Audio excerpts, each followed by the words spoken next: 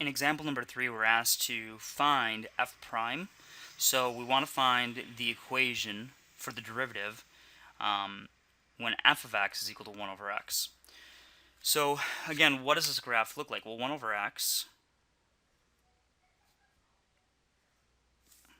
has the following graph.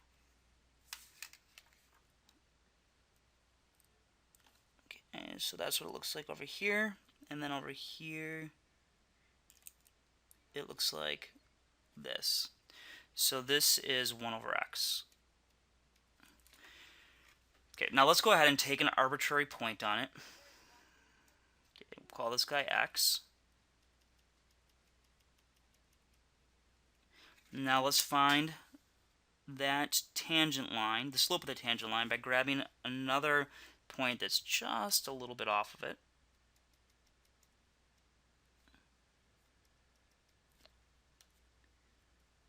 Okay. So now let's go ahead and get our values. So we're going to call this right here, this length over delta x. So if this guy is x, then this guy is x plus a little bit.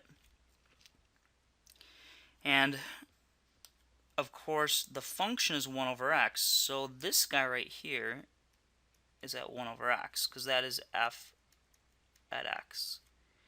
And then this guy right here, this guy is 1 over x plus delta x, because that is what f at x plus delta x is. It's the function evaluated at.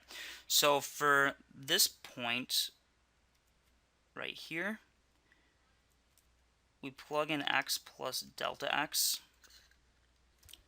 Sorry, I get interrupted, so I'm not exactly sure. I think I was talking about the points of this. So this guy is x plus delta x, and then its second part here is f at x plus delta x. That's the idea, right? So that's where we get this from, was when we take x plus delta x and we plug it in for this x value. Okay, now what we need to do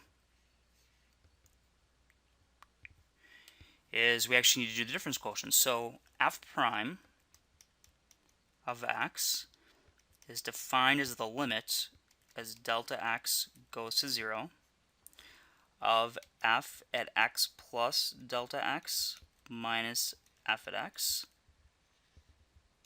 over delta x, like that. So let's work it over here. So f prime of x, that's going to be equal to the limit as delta x goes to 0 of f at x plus delta x. We already know that that's 1 over x plus delta x, minus f of x, that's 1 over x, and then that whole thing is over delta x. Now we got to do a little bit of math here. We need to combine these two guys on top here. So what we're going to do is get a common denominator. So the derivative is equal to the limit as delta x goes to 0 of the following. It'll be x over x plus delta x times x minus x plus delta x over x plus delta x times x, right? Remember, if you get a common denominator, you've got to multiply numerator and denominator by what it's missing. So this guy over here is missing an x. So all I really did was I multiplied top by x and bottom by x. And this guy over here was missing an x plus delta x. So I multiplied the top by x plus delta x, and I multiplied the bottom by x plus delta x, just like that. So I get this ugly mess here, and it's going to reduce real nice for me. So f prime of x, that's equal to the limit as delta x goes to 0 of x minus delta x, right? Because you have to take this guy and distribute it into both terms, over x times x plus delta x, and then that whole thing is over delta x. So this is equal to the following. Well, x minus x is just 0, so basically these guys cancel one another out, in the numerator, I'm left with negative delta x over x times x plus delta x. Now instead of dividing it by delta x, I'm just going to multiply it by 1 over delta x. Okay, because this is just delta x over 1 down here at the bottom. And when you take a fraction and divide it by another fraction, it's like taking the top part and multiplying it by the reciprocal of the denominator. So that's what that value gives me. Now I've got f prime of x that's equal to the limit as delta x goes to 0. This guy cancels with this guy, and I'm left with negative 1 over, because it's negative here, negative 1 over x times x plus delta x. And now, as delta x goes to 0, this guy goes to 0, so this guy right here just goes to x. So this is going to be f prime of x is going to be equal to negative 1 over x times x, which is negative 1 over x squared. Okay, this right here is the derivative of 1 over x, negative 1 over x squared. So what does that tell us? Well, let's say, I'll just redraw it down here. And so this is important.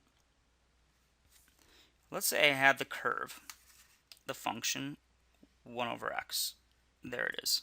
This is 1 over x. And then let's say I was over here at, 2. And I went up to the function, and I put my dot there, and I drew in the tangent line. So I'm going to do that in green. The question is, what is the slope? Not the equation of that line, but what is the slope of this green line? Well, the slope of the green line, when x is equal to 2, is given by this guy up here. So it's negative 1 over x squared, which is negative 1 over my x value is 2, which is negative 1/4. So the slope of this line is negative 1/4. Notice if I grab a point like, over here at negative 5, and I go down, okay, and then I look at the slope of that line, this is when x is equal to negative 5. So the slope down here is going to be equal to negative 1 over negative 5 squared, which is negative 1 over 25, or negative 1/25.